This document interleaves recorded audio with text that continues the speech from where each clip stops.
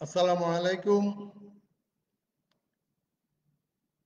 এই মুহূর্তে আপনারা যারা আমার এই ভিডিওটি দেখছেন, আশা করি আপনারা সবাই ভালো আছেন। আর আপনারা কি আমাকে ভালোভাবে শুনতে পাচ্ছেন? দয়া করে আমাকে একটু কমেন্টে জানাবেন যদি শুনতে কোনো অসুবিধা হয়। আপনারা শুনতে পাচ্ছেন এই আশা করে আমি শুরু করছি। প্রিয় শিক্ষার্থীবৃন্দ, সহকর্মী বৃন্দ এবং প্রিয় শিক্ষক মণ্ডলী এবং প্রিয় সুধী, আসসালামু আলাইকুম। মেশিনস অফ প্র্যাকটিস 1 বিষয়ের আজকের এই অনলাইন সেশনে আপনাদেরকে স্বাগতম। সেশন উপস্থাপনায় আপনাদের সাথে আছি আমি Mohammad Omar Faruk, instructor mechanical, Chittagong polytechnic institute. Machines of practice এই বিষয়টি diploma in engineering mechanical technology বিভাগের দ্বিতীয় পর্বের একটি বিষয়। এই বিষয়েরই অনলাইনে আজকে এটি সপ্তম সেশন। গত সেশনে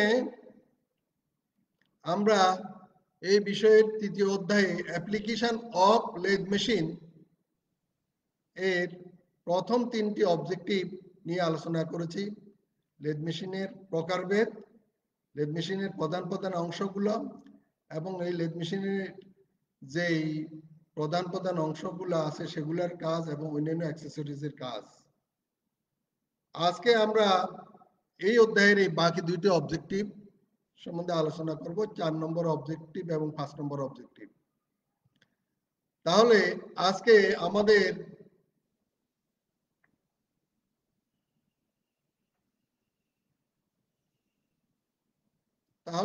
আমাদের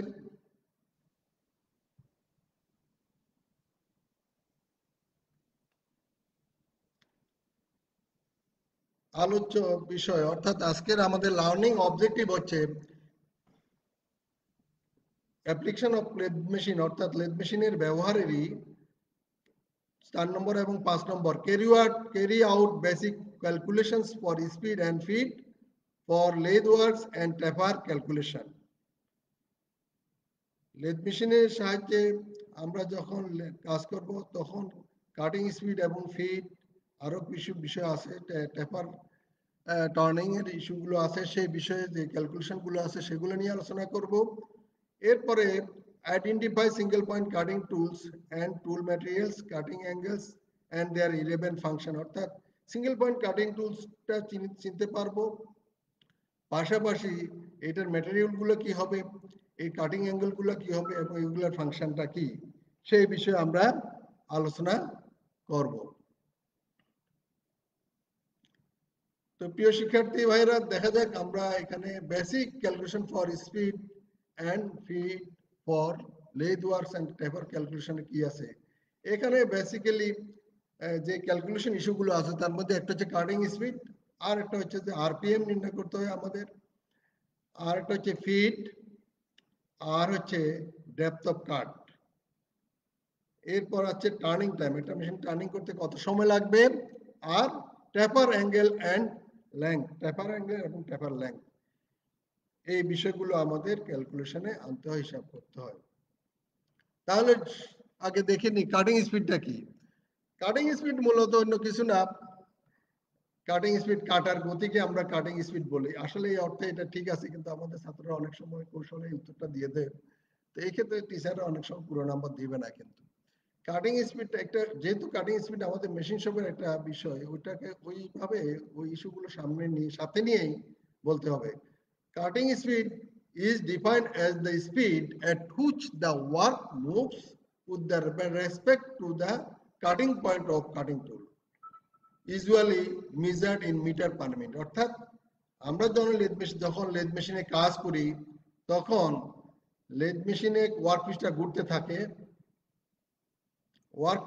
থাকে এবং কাটিং টুলটা আমাদের ওই ওয়ার্কপিসের সারফেস থেকে ম্যাটেরিয়ালটা কেটে অপসারণ করে।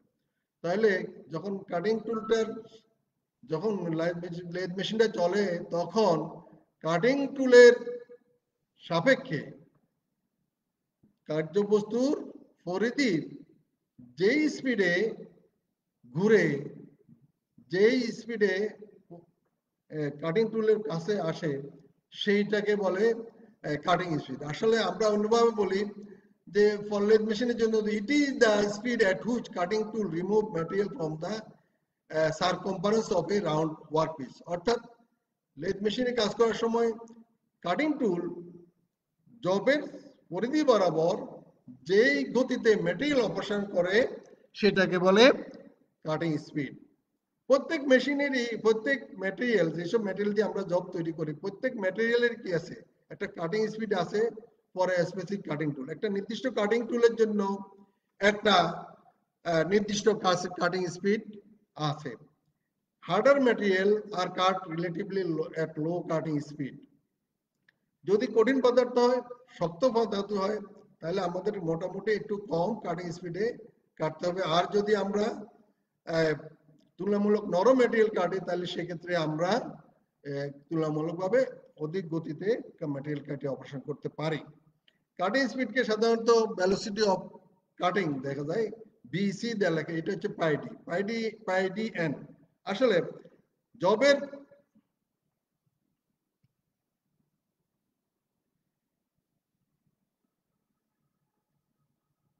জবের যদি আমরা জবের এক পাশে জবের যে কোনো একটা জবের যখন আমরা টার্নিং করি, জবটা যদি কাটিং টুলের কাটিং পয়েন্ট পর্যন্ত এক পা ঘুরে তাহলে পাই ডি পরিমাণ কি হয়, তার কাটিং টুলটা পাই ডি পরিমাণ দূরত্ব জবের সার্কামফারেন্স বরাবর অতিক্রম করে। যদি 2 ভাগ করে 2 পাই ডি, 3 ভাগ করলে 3 পাই ডি, তো n ভাগ করলে n পাই ডি। এই জন্য আমরা একটা কাটিং টুল কতটুকু দূরত্ব অতিক্রম করলো 1 মিনিটে, তাহলে যদি 1 মিনিটে যদি n পরিমাণ ঘুরে, n বার ঘুরে বা 10 বার 20 বার ঘুরে, তাহলে তাহলে পাই ডি ইন্টু 10, 20 বার ঘুরলে পাই ডি ইন্টু 20, n বার ঘুরলে পাই ডি ইন্টু n। আমরা সাধারণত এই ফর্মুলাটাই লিখি, কিন্তু আমাদের অনেক বইতে দেখা যায় এটা পাই ডি বাই 100 বা পাই ডি বাই 1000 লেখে। এখানে আমরা দেখতে পারবো যে পাই ডি বাই 100 বা পাই ডি বাই 1000 এটা লেখে। কারণ কি, আসলে ওখানে আমরা বলেছি যে কাটিং স্পিড যেটা আমাদের, এই কাটিং স্পিডটা আমরা হিসাব করি মিটার পার মিনিটে, মিটার পার প্রতি মিনিটে কত মিটার, কিন্তু আমাদের জবের ডায়ামিটার দেওয়া থাকে মিলিমিটারে। তাহলে কি এখানে যদি আমরা ডি এর মান লিখলাম একটা, আর কাটিং স্পিড মিটার, এটা হলো ডি এর মান মিলিমিটার, তাহলে কি ডিটাকে 1000 দিয়ে ভাগ করে আমাদের এখানে আনতে হচ্ছে। সে কারণে কাটিং স্পিড কাটিং স্পিড হিসাব করার সময় যখন পাই ডি বা 1000 যদি ডায়ামিটারটা সেন্টিমিটার তাহলে কিন্তু 100 দিয়ে ভাগ করবে। এখানে আমরা দেখতে পাচ্ছি জবটা ঘুরতেছে যে আরপিএম করে, সেটাকে আমরা দিচ্ছি এন। এটা হচ্ছে জবের ব্যাস, আদি ব্যাস। আর টার্নিং করে এখানে ব্যাস কমে যাচ্ছে। আর এই কাটিং টুল জব ঘুরার সাথে সাথে কাটিং টুল কিন্তু আগাচ্ছে। এই যে জবের প্রতি পাক ঘূর্ণনে কাটিং টুল যতটুকু জবের ডানে বা বামে অগ্রসর হয় সেটাকে বলি আমরা ফিট। আর প্রতিবারে কাটের সময় কাটিং টুলকে জবের অভ্যন্তরে যে পরিমাণ আমরা প্রবেশ করাই সেটাকে বলে আমরা ডেপথ অফ কাট। এটাকে আমরা এক্ষেত্রে টি দিয়ে লিখছি। এখানে কাটিং স্পিডের বেশ কিছু একটা চার্ট এখানে দেওয়া আছে, যেমন যে এই হাই স্পিড স্টিলের সাথে কাস্ট আয়রনকে টার্নিং করতে কেমন স্পিড দেওয়া হয়, বা থ্রেড টার্নিং এর সময় কেমন, ড্রিলের জন্য কেমন, ড্রিমিং এর জন্য কেমন স্পিড দেওয়া হয়। আমরা সাধারণত মাইল স্টিলে কাজ করি, মাইল স্টিলে 25 থেকে 31 মিলিমিটার বা 31 মিটার বা 30 মিটার এইরকম একটা কাটিং স্পিড আমরা দিয়ে থাকি। আমরা একটু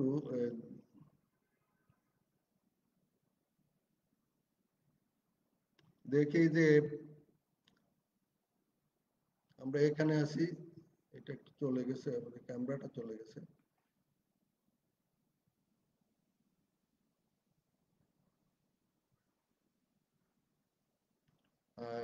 আমরা আবার শিখেছি, সরি, আমরা ছিলাম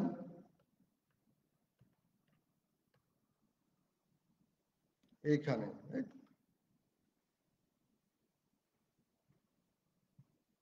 এখন তাহলে আমরা পরের স্লাইডে গেলে আমরা দেখতে পাচ্ছি যে আমাদের এখানে কাটিং স্পিড। আবার যদি অন্যান্য ম্যাটেরিয়াল যেমন হার্ড ম্যাটেরিয়াল এই যে হাই স্পিড স্টিল দিয়ে এটাই আমরা পাবো, কিন্তু যদি অন্য হার্ড ম্যাটেরিয়াল স্টেলাইট তাহলে সেটা দিয়ে কাটলে 30 আর একটু বেশি স্পিডে কাটতে পারবো। আর যদি আমরা সিমেন্টেড কার্বাইড দিয়ে কাটি তাহলে আরো স্পিডে কাটতে পারবো। তো সেই ক্ষেত্রে আমাদের এই এই কাটিং স্পিড এগুলো বইতে বা বিভিন্ন লার্নিং ম্যাটেরিয়াল হিসেবে আমাদের বইতেও আছে।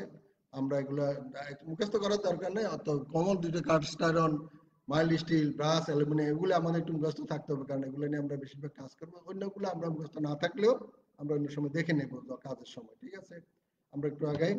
এরপরে ফিট কাকে বলে? আমরা বলছিলাম যে আগের কথা সে জবের এক পাক, পরিপূর্ণ এক পাক করে কাটিং টুল ডানে বা বামে যতটুকু অগ্রসর সেটাকে আমরা বলি ফিট। ফিটকে সাধারণত আমরা অ্যাপ দ্বারা সূচিত করি। এখানে সবগুলো নমেনক্লেচার দেওয়া আছে কোনটা কি, usual notation. R depth of কাট হচ্ছে কি, the depth of cut is the perpendicular distance measured from the machine surface to the uncut surface। অর্থাৎ মেশিন সারফেস, এই মেশিন করে ফেলছে, টার্নিং করে ফেলছে, আর এখানে হলো টার্নিং করেন, তাহলে এখান থেকে এই পর্যন্ত খাড়া কতটুকু দূরত্ব, সেটা হচ্ছে আমাদের ডেপথ অফ কাট। অর্থাৎ আমরা কাটিং টুলটাকে জবের অভ্যন্তরে কতটুকু ঢুকিয়ে তারপর টার্নিং করতে থাকবো, সেটা হচ্ছে আমাদের ডেপথ অফ কাট। এটা হিসাব করার জন্য ডেপথ অফ কাটটি সমান আগের ব্যাস কত D1 বড় ব্যাস, আর ছোট ব্যাস পরে কর্তৃত ব্যাস D2 কে বাদ দিয়ে যেটুকু ভাগ করে 2 দিয়ে ভাগ করলে সেটা হবে ডেপথ অফ কাট। তবে ডেপথ অফ কাট যত হবে, যতটুকু ডেপথ দেবো, কিন্তু কাটিং জব কিন্তু তার ডাবল পরিমাণে ম্যাটেরিয়াল কমায় ফেলবে। যদি আমরা 10 মিলিমিটার বা 1 মিলিমিটার ডেপথ করি জবের অভ্যন্তরে, তাহলে আমাদের দুই পাশে 2 মিলিমিটার, তাহলে জবের ডায়ামিটার 2 মিলিমিটার কমে যাবে, এটা আমাদের খেয়াল রাখতে হবে। এরপর হচ্ছে টার্নিং টাইম। টার্নিং টাইমটা কি, একবার যদি আমরা এই টার্নিং করে যাচ্ছি, সেই ক্ষেত্রে আমাদের এই জবটাকে একবার টার্নিং করতে কতক্ষণ সময় লাগবে, কেমন? সেই ক্ষেত্রে যদি আমরা এই যে টোটাল দৈর্ঘ্য, হ্যাঁ, আর এটা হলো ফিট দিয়ে ভাগ করলে আমরা এক পাকে ধরো 1 মিলিমিটার গেল, তাহলে যদি 100 ভাগ করে তাহলে 100 মিলিমিটার যাবে, তাহলে টোটাল জবটাকে যদি আমরা ফিট দিয়ে ভাগ করি তাহলে আমরা টোটাল কত ভাগ করবো। সাধারণত এই বিষয়টা আমাদের লাগে না, আমরা হিসাব করি কি টোটাল ক মিনিট সময় লাগবে। এই জন্য আমরা জবের দৈর্ঘ্য divide by F into N, feed দিয়ে ভাগ করলে আর প্রতি মিনিটে জবটা কয়বার করছে সেটা দিয়ে ভাগ করে দিলে আমাদের টোটাল টাইমটা মিনিটে পাওয়া যায়, কারণ এনটা কিসে আছে, মিনিটে। সেই কারণে আমরা প্রতি মিনিটে কত ভাগ ঘুরবে সেটা আমরা পেয়ে যাব। এখানে এটা টার্নিং টাইমটা আমরা এখানে পেয়ে যাব।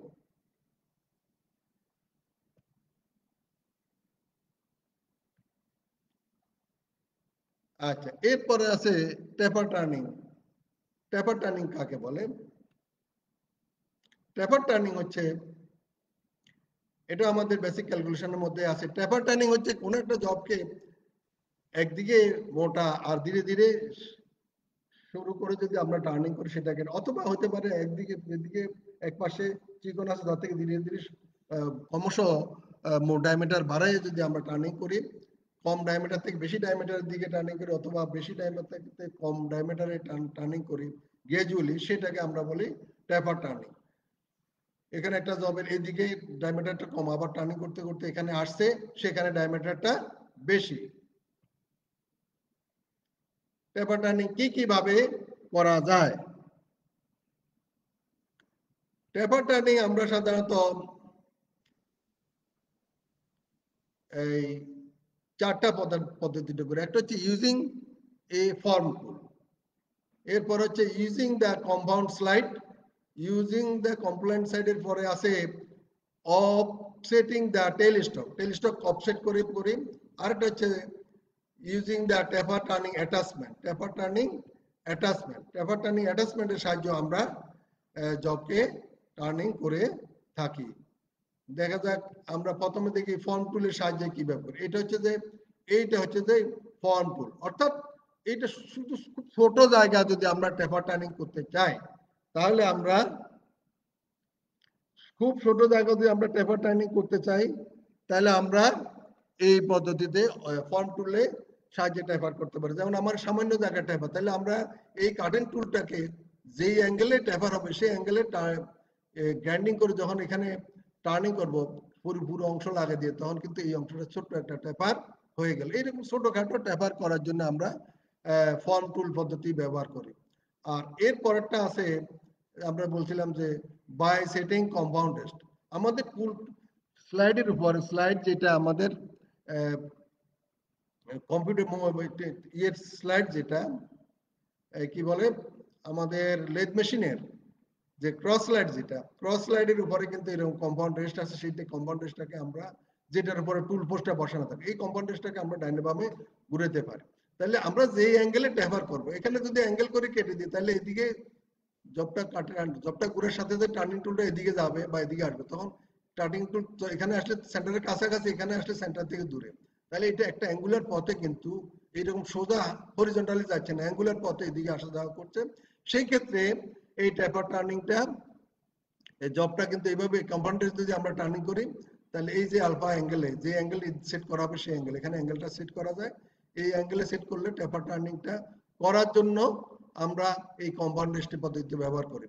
কাটিং টুল যখন করতে থাকবে আর রাস্তাতে ক্রস এই কম্পাউন্ড রেস্টের এই হুইলটা দিয়ে আমরা ঘুরিয়ে এই ট্যাপার টার্নিং করি। সেক্ষেত্রে এখানে সেন্টার থেকে, জবের সেন্টার থেকে অনেক দূরে, এখান থেকে জবের সেন্টার থেকে কম, কাজে এখানে ডায়ামিটার কম, এখানে ডায়ামিটার বেশি হয়ে যাবে। এরপরে আছে, যেমন আমরা এটার একটা হিসাব করি, কি অ্যাঙ্গেলটা কিভাবে নির্ধারণ করব। ট্যাপার টার্নিং অ্যাঙ্গেল, এখানে যে অ্যাঙ্গেলটা নির্ধারণ করব সেটা আমরা কিভাবে করব, সেটা আমরা করব যে এই যেমন আমাদের এখানে বড় ব্যাস আর এখানে ছোট ব্যাস। তো তাহলে এখান থেকে এখানে যে এই যে লাইনটা গেছে, বা এই যে লাইনটা এটার সাথে, এই যে আমাদের প্যারালাল এই লাইনটা সেন্ট্রাল লাইনের সাথে যেই কোণ করে, সেটা আমাদের ট্যাপার সেটিং অ্যাটাচমেন্ট।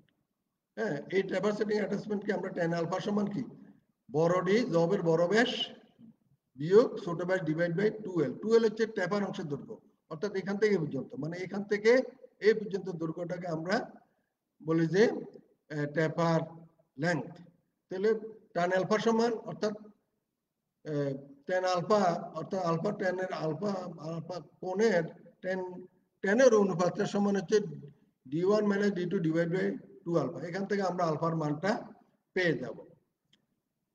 এই আলফা মানটা পেয়ে গেলে সেই আলফা ডিগ্রিতে এখানে আমরা কম্পাউন্ড রেস্টকে যদি সেট করি, কম্পাউন্ড রেস্টকে যখন আমরা সেট করব ঘুরাইয়ে, কম্পাউন্ড রেস্টটা আমরা মেশিনের উপরে ডাইনে বামে ঘুরাতে পারি, সেখানে সেট করলে আমাদের এটা হয়ে যাবে। এরপর আছে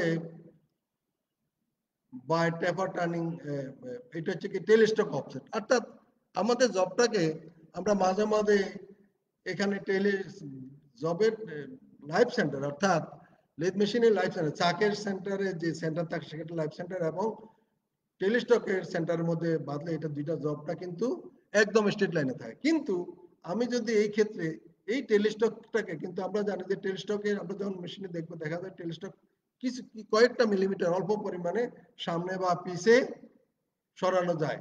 তো সেই ক্ষেত্রে টেলিস্টককে যদি একটু এদিকে নিয়ে আসি, তাহলে কি হলো, এখানে সেন্টার যেখানে, টেলিস্টকটা কিন্তু এখানে সেন্টার থেকে এদিকে চলে আসলো। তাহলে এদিকে এদিকে যেহেতু জবটা কিন্তু এদিকে কাছাই গেছে, তাহলে এখান থেকে পর্যন্ত কিন্তু আমাদের এইখানে যা জব বেশ হবে এদিকে তাতে কম হয়, কারণ এখানে সেন্টারে কাটিং টুলটা সেন্টারে কাছে চলে আসবে। তো এইভাবে টেলিস্টক স্পিড পদ্ধতি ছোট পরিমাণ অল্প দৈর্ঘ্য অল্প অ্যাঙ্গেল বাট লম্বা জব আমরা ট্যাপার টার্নিং করতে পারি। আর ট্যাপার টার্নিং এর ফর্মুলা হচ্ছে যে এই এটার সাহায্যে অফসেট, টেলিস্টক অফসেট পদ্ধতিতে ট্যাপার টার্নিং এর ফর্মুলা হচ্ছে কি পরিমাণ অফসেট, অর্থাৎ টেলিস্টক কত মিলিমিটার ডাইনে বা বামে সরাবো, সেখানে কিন্তু অ্যাঙ্গেল না, সেটা হচ্ছে বড় ব্যাস কতটুকু বড় ব্যাস হবে, আর ছোট ব্যাস কতটুকু হবে, আর আমাদের ট্যাপার অ্যাঙ্গেলের দৈর্ঘ্য, ট্যাপারের অংশের কতটুকু দৈর্ঘ্য হবে, এটা একটা জিনিস। আর একটা থাকে পুরো জবটার কতটুকু, আমরা পুরো জবটা যেহেতু পুরো অংশটা ট্যাপার করবো না, সেই কারণে আমাদের দুইটা অংশ থাকবে। একটা হচ্ছে যে একটা হচ্ছে আমাদের জবের এই যে জবটা এখান থেকে পর্যন্ত পুরো দৈর্ঘ্য, তো পুরো দৈর্ঘ্য কি আমরা ট্যাপার করেছি না, তাহলে আমাদের জবের পুরো দৈর্ঘ্য কিন্তু সেন্টার দুইটার মধ্যে আছে, সেই কারণে জবের পুরো দৈর্ঘ্য আমাদের এখানে আমলে নিতে হবে। আবার জবের যে ট্যাপার অংশ সেটার দৈর্ঘ্য আমলে নিতে হবে। তাহলে এখানে ডি মাইনাস বড় ডি ডিভাইড বাই ছোট D divide by 2 into L, এই এলটা হচ্ছে আমাদের ট্যাপার অংশের দৈর্ঘ্য। ইনটু ক্যাপিটাল এল, এটা হচ্ছে আমাদের পূর্ণ জবের দৈর্ঘ্য। এই ফর্মুলার সাহায্যে আমরা এখানে এই টেল স্ট্রোকটা কতটুকু অফসেট করতে হবে সেটা নির্ণয় করতে পারবো। এরপর হচ্ছে by setting by taper attachment. Taper অ্যাটাচমেন্টের মাধ্যমে কি, যখন আমাদের এই একটা জব এখানে টেপার করতেছি, কিন্তু এইরকম একটা অ্যাটাচমেন্ট থাকে, সেই টেপার অ্যাটাচমেন্টের সাহায্যে আমরা যখন এই জবের এই আমাদের স্যাডেলটাকে এই অ্যাটাচমেন্টের সাথে আটকে দিই, আর এই অ্যাটাচমেন্টটা একটু ডাইনে বা বামে অ্যাঙ্গেল করে দিই, তখন কি হবে, কাটিং টুলটাও কিন্তু যখন আমাদের স্যাডেলটা এদিকে যাবো, তখন সে কিন্তু এখান থেকে একটু সামনে এদিকে যাবে, তাহলে এখানে একটা অ্যাঙ্গেল হয়ে গেল। সেই অ্যাঙ্গেল বরাবরই কিন্তু সে জবটাকে কাটবে, কারণ সে জবটাকে ঘুরতে থাকবে। সে যখন ডানে যাবে আস্তে আস্তে এদিকে সে এদিকে আগে যাবে, যার কারণে এইদিকে সে জবটাকে কমায় ফেলবে। তো সেই কারণে আমরা টেপার টার্নিং অ্যাটাচমেন্টের মাধ্যমে টার্নিং করতে পারি। এখানে কিন্তু নাথিং এলস, এখানে জবের যে অ্যাঙ্গেল, এই যে এখানে টেপার টার্নিং অ্যাটাচমেন্টকে আমরা সেই অ্যাঙ্গেলে জাস্ট সেট করে দিই। তবে এখানে বড় জব করা যায়, কিন্তু খুব বেশি অ্যাঙ্গেল করা যায় না, অল্প অ্যাঙ্গেলে আমাদের টেপার অ্যাঙ্গেল সেট করতে হয়।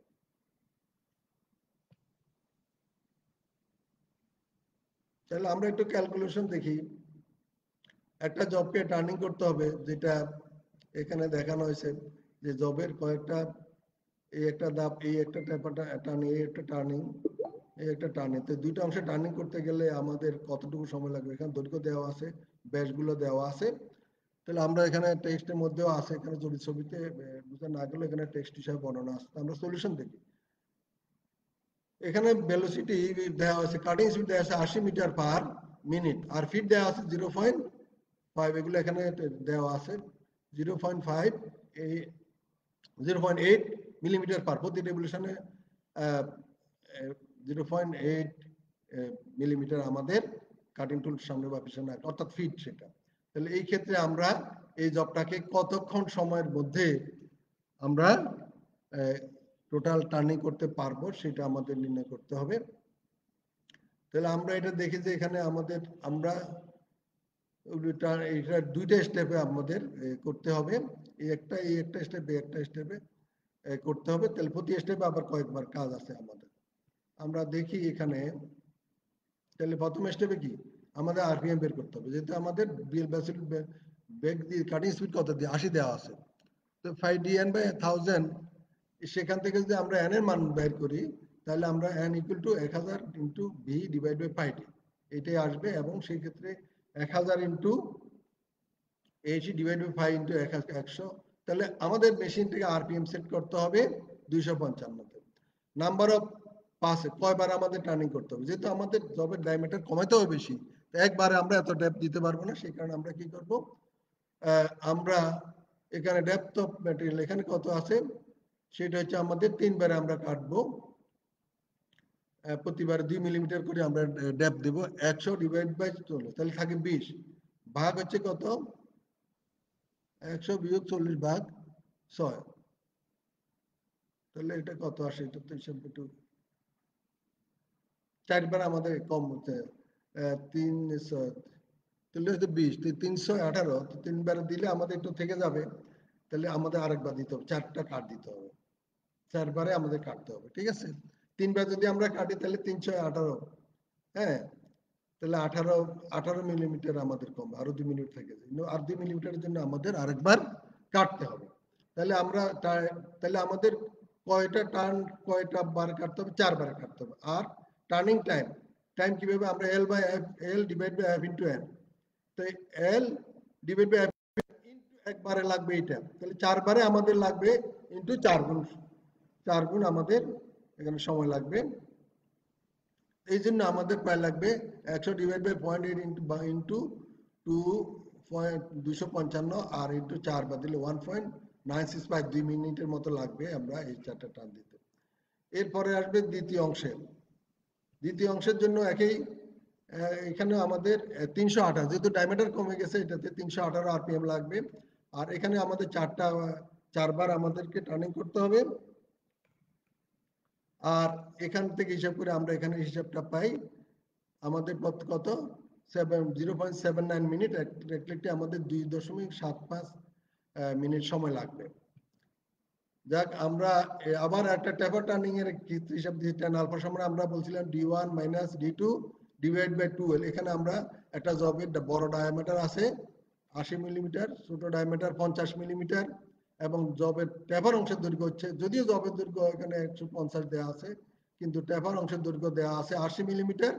তাহলে সেখান থেকে আমরা যে টেপার অ্যাঙ্গেল যেটা আমরা কম্পাউন্ড স্কেল সেট করব সেটা পাই আমরা 10.62 ডিগ্রি। এরপরে আমরা আসি যে কাটিং টুল। কাটিং টুল আমাদের কাকে বলে? যে টুল দ্বারা আমরা ম্যাটেরিয়াল কেটে অপারেশন করি তাকে বলি আমরা কাটিং টুল। আর কাটিং টুল এর দুই ধরনের, একটা হলো সিঙ্গেল পয়েন্ট কাটিং টুল, মাল্টিপল পয়েন্ট কাটিং টুল। সিঙ্গেল পয়েন্ট কাটিং টুল যে কাটিং টুলে শুধুমাত্র একটি মাত্র কাটিং পয়েন্ট থাকে সেটা সিঙ্গেল পয়েন্ট, আর যে কাটিং টুলে একাধিক কাটিং পয়েন্ট থাকে সেটাকে বলে মাল্টিপল পয়েন্ট কাটিং টুল। লেড টুল যেটি টার্নিং টুল বা শেপিং টুল এগুলো সিঙ্গেল পয়েন্ট কাটিং টুল। মিলিং কাটার, ড্রিল বিট এগুলো হচ্ছে মাল্টিপল পয়েন্ট কাটিং টুল। তারপরে হচ্ছে যে ইম্পর্টেন্ট প্রপার্টিস, তাহলে কাটিং টুলের কি কি প্রপার্টিস আছে? টাফনেস থাকবে, ফ্র্যাকচার হবে না যেহেতু, হার্ডনেস, হ্যাঁ, রেজিস্ট্যান্স, রেজিস্ট অ্যাব্রেশন অর্থাৎ ক্ষয় রোধ করবে উত্তপ্ত অবস্থায়, ওয়ার রেজিস্ট্যান্স, তাহলে এটা কি ক্ষয়, আর একটা মেকানিক্যাল ক্ষয় সে রোধ করবে। এরপর আছে cutting tool material. Cutting tool material সাধারণত কি হয়? Plain carbon and low alloy steel হয়। প্লেন কার্বন স্টিলের মধ্যে হাই কার্বন থাকবে তুলনামূলকভাবে, আবার অ্যালয় থাকবে, লো পরিমাণ অ্যালয়। আর একটা হচ্ছে হাই স্পিড স্টিল, আমরা সাধারণত হাই স্পিড স্টিলটা খুব বেশি ব্যবহার করি। এরপর হচ্ছে সিমেন্টেড কার্বাইড। সিমেন্টেড কার্বাইড টুল হিসেবে আলাদা ছোট ছোট আমরা এগুলো পাই। একদম সিমেন্টেড কার্বাইড ফুল বড় টুল বিটটা আমরা পুরাটা পাই না, সেটা আমরা টিপ আকারে বাজার কিনতে পাওয়া যায়, সেগুলো আমরা অন্য টুলের মধ্যে বসিয়ে আমরা সিমেন্টেড কার্বাইড টুলটা ব্যবহার করি। তারপরে সিরামিক, তারপর সিনথেটিক ডায়মন্ড অ্যান্ড সিবিএন, এই বিভিন্ন ম্যাটেরিয়ালগুলো আমরা ব্যবহার করি। সিঙ্গেল পয়েন্ট কাটিং টুলের মধ্যে কয়েকটা অ্যাঙ্গেল, যেমন back rake angle, side rake angle, and relief angle, side relief angle, side cutting edge angle, and cutting edge angle, এই ছয়টা কোণ থাকে। আর আমাদের টিপটা একটু গোলাকার করে থাকে। আমরা এখানে ছবিটা দেখি, ছবি দেখলে আমরা বুঝতে পারবো। এখানে এইটা হচ্ছে আমাদের একটা সিঙ্গেল পয়েন্ট কাটিং টুল, যেমন লেগ টুল, এটা তার ফেসে বডিটাকে বলে শ্যাঙ্ক, এটা হচ্ছে নোজ, এটা কাটিং এজ। এখন আমরা যদি দেখি সামনের দিকে জবের সাথে লাগবে করে, এটাকে আমরা বলি ফ্রন্ট কাটিং এজ অ্যাঙ্গেল, হ্যাঁ। আর এটাকে বলি আমরা সাইড কাটিং এজ অ্যাঙ্গেল। এই যে এখানে সোজা নাই, সোজা থেকে তাতে পিছনে। আর এটাকে ব্যাক রেক অ্যাঙ্গেল, হ্যাঁ। তাহলে এখানে কি জবটা যেন সরাসরি পুরো কাটিং টুলে পুরো প্রান্তটা যেন জবের সাথে না লাগে, শুধু টিপটা লাগে, সেই কারণে এখানে অ্যাঙ্গেলটা। আবার এখানেও এক অ্যাঙ্গেলটা দেওয়া হয়েছে যেন জবের টার্নিং করে যাওয়ার সময় খাড়া অংশের সাথে এটা না থাকে। তারপরে হচ্ছে এইখানে এই অংশটুকু আমরা যদি দেখি, এখানে চিপসটা যখন ভেঙে যায়, এই যে চিপসটা প্রথমে এদিকে এসে এটা বাঁকা হয়ে উঠবে, সেই কারণে আমাদের গায়ের দিকে আসবে, এটা ভেঙে যাবে। আর এখানে যে জবের সাথে সরাসরি না লাগে, সেই কারণে এখানে এটা হচ্ছে যে এন্ড ক্লিয়ারেন্স অ্যাঙ্গেল। সামনে জব কাটিং টুল যখন জবের সাথে আমরা কাটিং টুল যদি জবের সাথে আমরা এভাবে লেগে থাকে, তাহলে জবের বডির সাথে কিন্তু কাটিং টুলের নিচের অংশ যেন লেগে না যায়, সেই কারণে এখানে একটা অ্যাঙ্গেল আছে এন্ড ক্লিয়ারেন্স অ্যাঙ্গেল। আর এটা হলো সাইড রেক অ্যাঙ্গেল, অর্থাৎ এই যে এখানে উপরে তারপর বাম দিকে যেন সিটটা বাম দিকে নেমে চলে আসে, একটা সাইডে নেমে চলে আসে। আর এটা হচ্ছে সাইড ক্লিয়ারেন্স অ্যাঙ্গেল, অর্থাৎ এই জবের এখানে যে অ্যাঙ্গেল তার থেকে এটা কিন্তু পিছন দিকে চলে গেছে, নিচের দিকে চলে গেছে, সাইড ক্লিয়ারেন্স অ্যাঙ্গেল। আমরা এই কোণগুলোর সম্বন্ধে আলোচনা করলাম। আর এখানে হচ্ছে যে বিভিন্ন কাজে আমরা বিভিন্ন ধরনের টুল ব্যবহার করি, যেমন আমরা ফেসিং এর জন্য এটা ব্যবহার করি, এটা রাফ টার্নিং এর জন্য ব্যবহার করি, হ্যাঁ। আর এটা ফিনিশ টার্নিং এর জন্য ব্যবহার করি। আর এটা রাউন্ড নোজ তৈরি করার জন্য আমরা রাউন্ড কাজ করার জন্য এটা ব্যবহার করি। আর এটা কিন্তু ফিনিশিং, রাফিং এবং ফেসিং, যদিও এটা এদিকে হচ্ছে, এটাগুলো হচ্ছে ডান দিকে কাজ করার জন্য, টার্নিং করতে করতে ডান দিকে যাওয়ার জন্য এগুলো, টার্নিং করতে করতে বাম দিকে যাওয়ার জন্য এই কটা টুল আমরা ব্যবহার করি। প্রিয় ভাইরা, আমরা আমাদের সেশনের শেষ পর্যায়ে এসে গেছি। আজকে আমরা lathe machine, application of lathe মেশিনের ব্যবহার অধ্যায়ের carry out basic calculation for speed and feed for lathe works and taper calculation, এই অবজেক্টিভ এবং সিঙ্গেল পয়েন্ট কাটিং টুল সম্বন্ধে আমরা আলোচনা করেছি। আমি আশা করছি যে আপনারা আমার আলোচনাটি বুঝতে পারছেন। এরপরে যদি কোনো প্রশ্ন থাকে দয়া করে কমেন্টে জানাবেন। আর বিশেষ করে আমাদের শিক্ষক মন্ডলী যারা আছেন তারা দয়া করে আমাদেরকে কোনো প্রশ্ন থাকলে প্রশ্নগুলো করবেন এবং প্রয়োজনীয় পরামর্শ দিয়ে আমাদেরকে সহযোগিতা করবেন যেন আমাদের সামনে ভবিষ্যতে ক্লাসগুলো আরো কার্যকরভাবে আমরা গ্রহণ করতে পারি, আরো ফ্রুটফুল হয় সেই সেই প্রত্যাশা করি। দয়া করে এত আর আমাদের পরবর্তী সেশনে আমরা ৪র্থ অধ্যায়ে ডিল মেশিন সম্বন্ধে আলোচনা করব। এই অধ্যায়েরও ৫টা অবজেক্টিভ আছে, আমরা সেখান থেকে প্রথম ৩টা অবজেক্টিভ আলোচনা করব। প্রিয় আর আপনারা যারা এই সেশনটি আমাদের এই ক্লাসটা বা সেশনটা যদি আপনারা পরে দেখতে চান দয়া করে www.skill.gov.bd এই সাইটে ভিজিট করুন। বিশেষ করে এতক্ষণ ধৈর্য ধরে যারা আপনারা আমাকে দেখলেন, আমার এই সেশনটা উপভোগ করলেন, আপনাদের সবাইকে ধন্যবাদ। আপনারা যে যেখানে থাকেন ভালো থাকুন, সুস্থ থাকুন এই আশা করি আজকের মতো এখানে শেষ করছি। আসসালামু আলাইকুম।